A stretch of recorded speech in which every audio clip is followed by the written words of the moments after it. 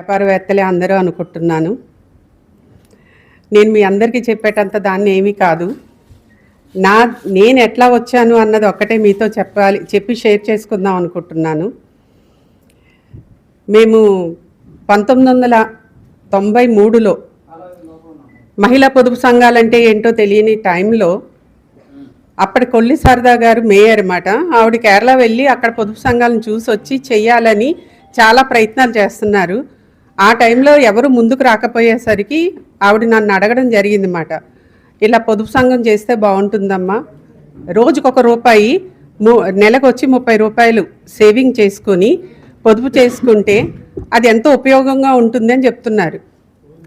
ఎవరిని అడిగినా ఒకటే, మన రూపాయి మనం దాచుకోవడం ఏంటి, 30 రూపాయలు ఆఫ్టర్ ఆల్ ఏం కలిసి వస్తుంది అనేసి. ఈరోజు 16 కోట్ల టర్న్ ఓవర్తో మేము ఇక్కడ నిలబడ్డామంటే ఆ 30 రూపాయలు. సరే, మా వారు గవర్నమెంట్ ఎంప్లాయీ అండి, నేను దానికి పనికిరాను కదా, అది లేని వాళ్ళనే కదా చేయమంటున్నారు అని అడిగితే, నడిపించే లీడర్ ఎవరైనా సరే నడిపించడానికి అవసరం కాబట్టి మీరు ఉండొచ్చు, మొట్టమొదటి మహిళా పొదుపు సంఘం మీరు చెయ్యండి, మీరు చేస్తే మీ వెనక చాలామంది నడుస్తారనే నాకు నమ్మకం ఉంది అన్నారు. నాకు అప్పుడు ఏమీ తెలియదండి, 18 ఏళ్ల వయసు నాది. అది వాళ్ళు ఎలా చెప్తే అలా నడిచి వెళ్ళడమే తప్ప, వాళ్ళు ఏదో నాలో ఒక సక్సెస్ని చూశారు, నడవండి అన్నారు. వాళ్ళ చేయి పట్టుకొని నేను నడవడం మొదలుపెట్టాను.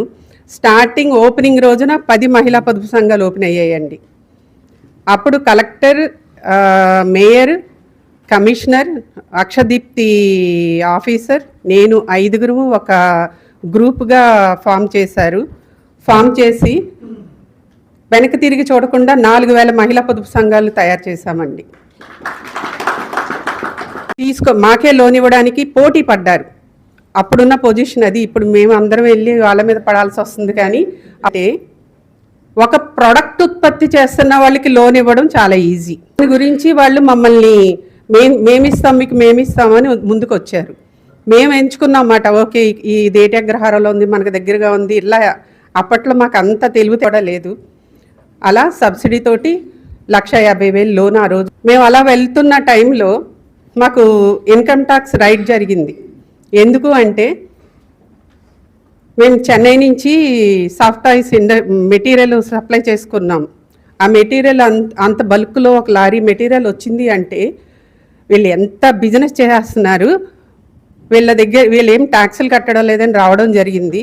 మొత్తం అన్నీ ముందు పెట్టి, మా మహిళా పొదుపు సంఘం బయలా ముందు పెట్టి, ఇది సార్ అని అంటే 10 మంది కలిసి చేసుకుంటున్న దానికి ఇన్కమ్ ట్యాక్సులు గట్ట ఏమీ వర్తించో, జిఎస్టీలు వర్తించో అని చెప్పి మమ్మల్ని వాళ్ళు కూడా అప్రిషియేట్ చేసి వెళ్ళిపోవడం జరిగింది.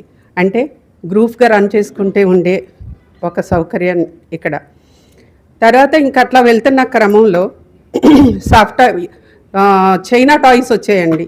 చైనా టాయ్స్ మేము 150కి ఒక టాయ్ తయారు చేస్తే మెలమెలా మెరిసిపోతూ ఎంతో అట్రాక్టివ్గా ఉన్న ఒక టాయ్ 50 రూపాయలకి చైనా అమ్ముతుంది. చైనా టాయ్స్ అమ్ముతున్నారు. అంటే ఇక్కడ మా వ్యాపారం పడిపోయిందని మేము ఎక్కడా కూర్చోలేదండి. వెంటనే అప్పుడున్న జూట్ బ్యాగ్స్ అప్పుడప్పుడే వస్తున్నాయి, చాలా డిమాండ్ ఉంది. వెంటనే మేము టాయ్స్ చేస్తున్నాము, కానీ ఆర్డర్ ఉన్నంత వరకే చేస్తూ జూట్ బ్యాగ్స్లోకి వచ్చాం. జూట్ బ్యాగ్స్ కూడా ఒక ప్రభంజనం. ఇదంతా కూడా నేను ఒక్కదాన్ని చేసింది ఏమీ కాదండి, మా గ్రూప్ వైడ్గా వెళ్ళాము. అట్లానే ఆఫీసర్స్ కూడా అట్లానే మాకు మంచి సపోర్ట్ ఇచ్చారు. ఏంటంటే మేము ఏదైనా పట్టుకుంటే వదలము, ఏదైనా చేస్తే దాని మీదే ఉంటాము, ఒక వర్క్ మీద పట్టుదల ఉంది అనే ఒక పేరుంది కాబట్టి అది చేసి చూపించాం. కాబట్టి ప్రతి ఆఫీసర్స్ మాకు సపోర్ట్ ఇచ్చారు. అదే ఆఫీసర్స్ 30 ఇయర్స్ బ్యాక్ ఉన్న ఆఫీసర్స్ ఈరోజు ప్రిన్సిపల్ సెక్రటరీస్ అయ్యారు, అలానే కలెక్టర్లుగా ఉన్నారు.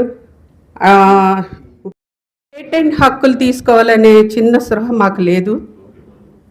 మాకు ఆలోచన లేక మేము ఒక పెద్ద ప్రాజెక్ట్ ఒకటి తయారు చేసి 1 ఇయర్లో 1 ఏకర్ 10 ఏకర్స్ ఎలా పండాలి అనేది మేము అది తీసుకెళ్ళి ఒక పొలిటికల్ లీడర్ దగ్గర నుంచి సీఎంకి తీసుకెళ్ళాలని చెప్పి దాన్ని తీసుకెళ్ళడం జరిగింది. సరేనమ్మా చూస్తాం చెప్తాం అన్నారు. అది మా యూనిటీ, ఆ యూనిటీ ప్రకారం అంటే ఏదైనా సరే వచ్చింది మాలో దాచుకోవాలని అనుకోలేదు. మేము ఫ్రీగా కోచింగ్ సెంటర్స్ ఏర్పాటు చేస్తాం ఎక్కడికక్కడ. అలా మాకు ఆ కోచింగ్ సెంటర్ నుంచి వచ్చిన ప్రతి ఒక్కరికి వర్క్ కల్పించడం మొదలుపెట్టాం.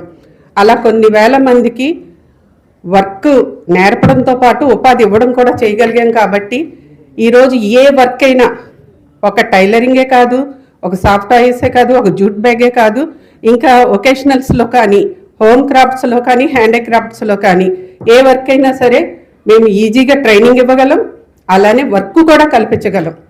ఇక్కడ జరుగుతున్నది ఏంటి అంటే, మహిళా పొదుపు సంఘాల దగ్గర నుంచి మేము స్టార్ట్ అయ్యి ఈ మహిళా పొదుపు సంఘాల్లోంచి అప్పట్లో ప్రతిదీ కూడా ఏమనే తర్వాత మేము వచ్చేసాము.